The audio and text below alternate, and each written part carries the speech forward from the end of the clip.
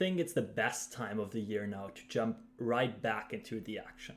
I personally started thinking about what can I do with the weeks ahead where I know I have plenty of time. And well, then I got thrown that little rakeback challenge at me, which gives me at least some incentive to start grinding the lower levels that I can play from Germany as well. So I thought, why not making use of that and tackle it? So my plan for the next, I guess, 20 days is to grind a total of about 100 hours of Zoom 200, see how it goes mainly, get back a little into the action, to get the feeling for playing a little more again, because I'm really planning to stay more time in Austria this year to tackle higher stakes again. And I hope that you can learn a lot from that little journey. I will keep you posted in Discord about it, and I will give updates here and there while streaming a little whole something of the whole show. So it's really that goal of getting back into the grind and learning about the pool, about population tendencies, and getting my, I don't know how to call it, like my exploitative senses a little going again. I think I'm fine with theory. That's something you can study off table, but then really playing is always different. So I already put in like more than 10,000 hands in the last 2 days. And now I'm thrilled to just keep going. I'm making big mistakes. I'm trying lots of stuff out. I'm start noting lots of things about players to then make use of that in the next, let's say, 90,000 hands. So yeah, I'm thrilled. I hope you are too. And then let's get started with things.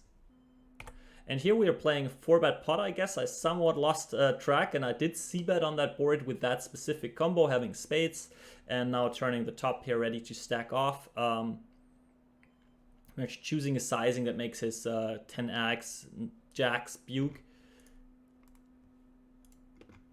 And this is the worst card in the deck. Definitely king, jack, king, queen.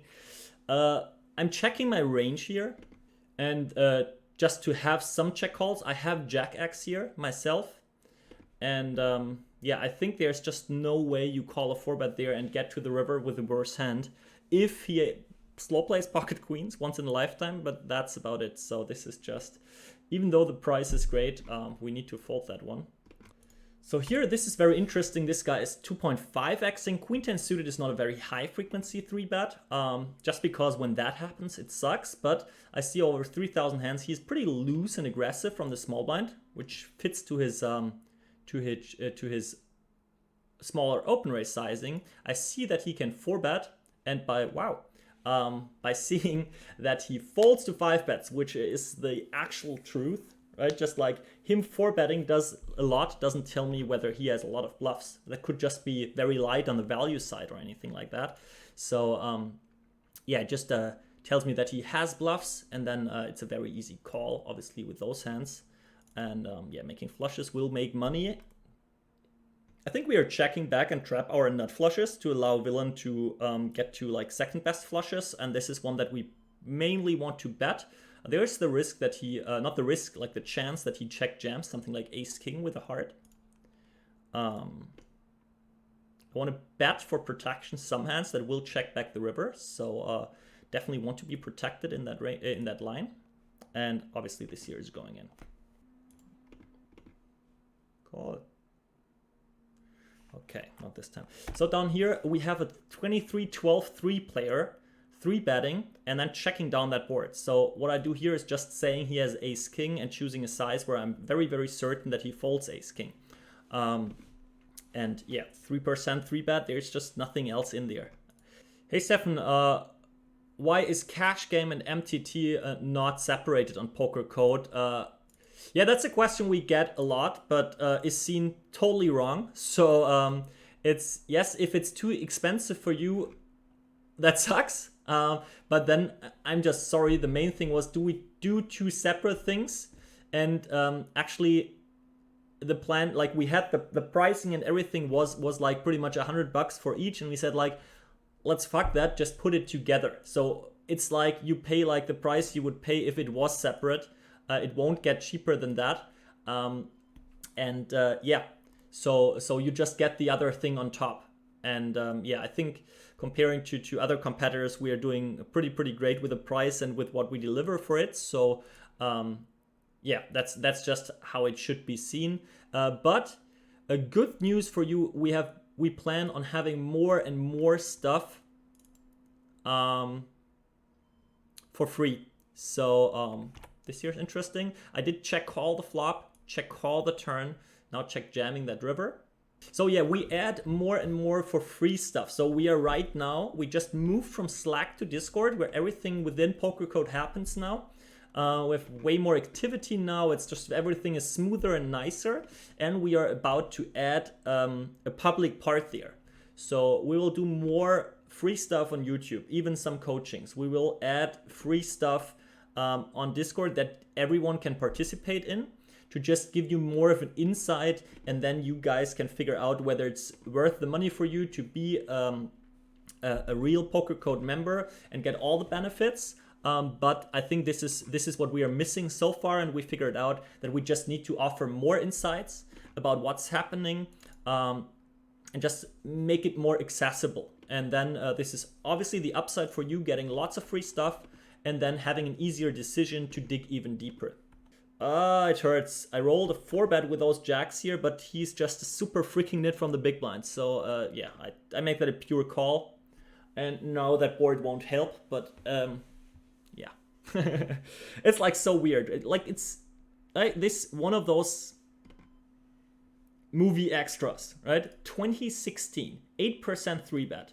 My jacks won't really make money in the long run here. I will call it down. I won't fold jacks on a 10-high board, button versus big blind, if there is no overcard coming. And I'm probably jamming that turn if he bets.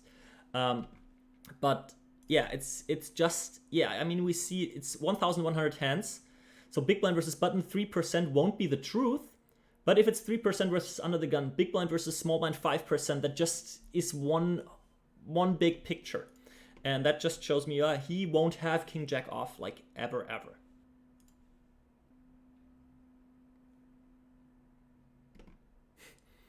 Check snap jam. That's exactly, which is like the I always have it line. But I mean, I'm not folding jacks. He should do that with ace 10 for value. Super easy, right? I tell you that he has like kings without hearts all day long, or even doing that with hearts, but I'm not folding that. But you know, you get a feeling for those guys. I need to have a better read to make that insane pocket jacks fold there, right? He should easily jam clearly worse for value.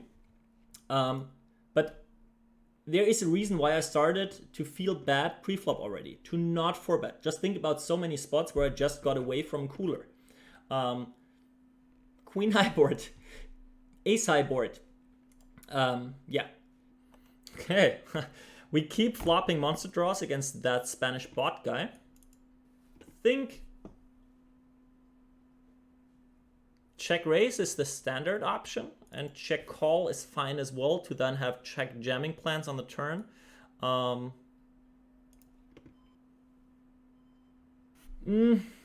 This sucks. Well, this is fine.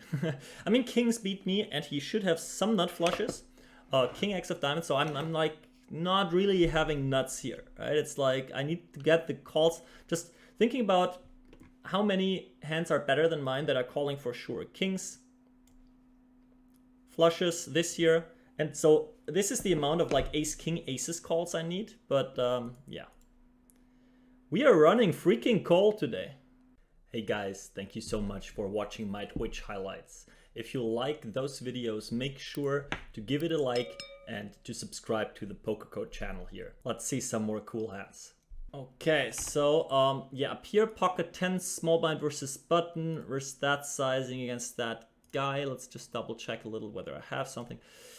He has some fold to 5-bet. There's some reason for jamming, some reason for calling. Usually, like, if people size up a little, like 24 and above, I won't be calling too much. And let's randomize it. I ran a jam. Like pocket 10s is a standard call. Against especially smaller sizes. Here it's still like a call, somewhat, sometimes a jam. And yeah, this fits to that session so far. Nice. Hold. Okay, pretty sick. That pocket jacks is sometimes a fold, sometimes a 4-bet. I rolled a 4-bet, so we might get the next cooler in here, because we're not folding to his jam, hoping he has some ace kings that we find there. Like we are hoping for a fold or a call from something like pocket 10s, 5-6 suited again, that we do well against, and now we have to pray to find his freaking ace king. We find aces again, which fits very, very well to that session. Diamond! Wow. I did well the first 2 days, but this is now on another level. And then down here, pocket 10s. Against a very large 4-bet. Against that 4-bet sizing, I'm not doing any calls. And then against MP 10s is just a fold. So not doing any tilt moves here. Can you explain RNG? When you use it, you remember every percentage when you roll. I don't understand really the question. I don't need to remember percentages. It's just, when looking at a spot, I first think about how my range wants to play. And then secondly, I think about how my hand wants to play, right? I'll give myself like options, and then I choose the option for my exact hand. And sometimes we have, like, for example here, ace king offsuit. We have so many ace king offsuit and ace queen offsuit combos here, and ace jack, that sometimes we want to split that. And to just not like decide all the time myself, I just run randomizer to just like have that mix. I need that in both ranges. I mean, here ace king betting all the time is fine, I guess, but in other spots, like let's say there's a low board, I cannot bluff all my ace kings, I cannot give up all of them, then I'm running that. Like pre-flop, for example. Sometimes I need to have that in my calling range, sometimes I need to have it in my 4-bet range to build ranges that make sense. And now we're definitely jamming. We lose to, I don't know, slow play pocket 4s. Ace 8s, pretty much we shouldn't be losing. Hope to get called by ace queen suited. So it's like RNG, you can really see it as just, we got the ace queen offsuit. You can see that as a tool to help yourself not let emotions take over control. Right? It's just like when you say, yeah, I'm sometimes doing this, sometimes that. As a human being, you always do like one thing more than the other. By really saying, hey, I do that 50-50 or a certain number, when you know it's the correct thing. Right here, ace deuce off, I'm never folding, I'm sometimes calling, I'm sometimes 3-betting. So I run my randomizer, I rolled an 80. High numbers are passive for me, so I'm just calling. If I rolled a 20, I 3-bet there, because I want to have that exact hand in my range, in both of my ranges. Now I know that the backdoor wheel with that ace is sometimes actually a raise. And now I love overdoing it on that board. I rolled a 31, as we can see, so I go for the active move and go for that raise. Right? I know it's part of that raising range here. Not too often, definitely not 31%, but I like to increase that frequency a little because people play that game tree bad. Right? So yeah, on that turn, I try to check that down. A villain villain has king, jack, king 10, jack 10 full frequency. So I might even consider raising its calling rivers. I might even bluff now with that. But I don't like it here. I take other hands and check back. And that 4 is actually an okay river for me to sometimes catch. Why not? Let's try that out, right? It's like he's repping king, queen. And they're like offsuit combos that all missed, right? He's playing against all my give-ups. Like I'm raising some king, jack, king 10, jack 10 myself. And yeah, I think I'm good more than 30% of the time here. Not this time. He's repping king, queen, right? It's like, okay, he has king, queen. He played it fine. But what is he doing with king, jack, king 10, jack 10, 10, 8, jack 8, all offsuit. So let's go to that hand against our friend Spanish bot again. All right. So small bet definitely fine. Bigger bet fine as well. Since he shouldn't have like 4 too often, and 7's not like, wow. Okay, this shouldn't be a thing here. So whenever people do something, like this is a board that I'm almost range betting. So I just treat that as like, whatever you do, I don't give a shit. And click on my 25% button that I would use with a very high frequency. So now we have the problem that no problem at all. Let's keep going. This is a very, very decent river. So it's really tough. I try to always guess a hand, but this here is that like, if you force me to choose one hand, it's Queen Jack of Hearts, but I have no clue. I think that counts. Okay, here we got the fake misclick. So everyone go check out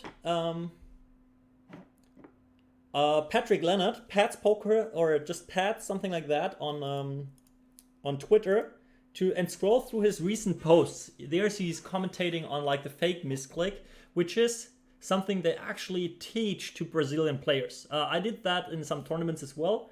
So this year is pretty much pocket kings all the time, to just like make me stack off something stupid, just saying okay 7.5 whatever, or not seeing it. This is something we want to be extra cautious against, because this is just something you cannot do exploitively as a bluff. Right? It's like, I will put in my aces and my kings, that's fine. Or everything I stack off normally, like maybe I do it with my ace king as well. This is the graph of this session. Oh, we fought back a little. That was fine. Like in between, we just started losing everything. But yeah, I think I played fine. Maybe 1 week from now, I can make 1 or 2 more exploitative folds. I remember the jacks versus kings, where I told you pre-flop already, he always has it there. That's why I'm not 4-betting. And then against the check jam, I called his hand. Then we got some presents where people were just messing up. So I think like that session was totally fine, being a little on the wrong side of the coolers. Yeah, as I said, we will I will stream a little more often the next days and 2 to 3 weeks until the challenge is done. For everyone within the Pokercode community, I have a thread. I started a thread in the cash game area where I just share thoughts and ideas and how I'm tackling that little challenge here, and put myself into the game again. For everyone out of Pokercode, make sure to check it out. Check all the free stuff out there. Check our YouTube. We have like lots of highlight videos coming out there from the streams as well. There will be free stuff from Pokercode very, very soon, I guess, if it's not there already on our Discord. And obviously, if you're interested, I'm super happy to welcome you as the newest member of Team Pokercode, as everyone is very welcoming. And then until the next time, as I said, always short notice, so sorry for that. But that's my first priority, to just keep my freedom there and not have a schedule. And yeah, just make sure to check it out. It will be around those times, in the morning, European morning times or afternoon, where I will stream every now and then. And yeah.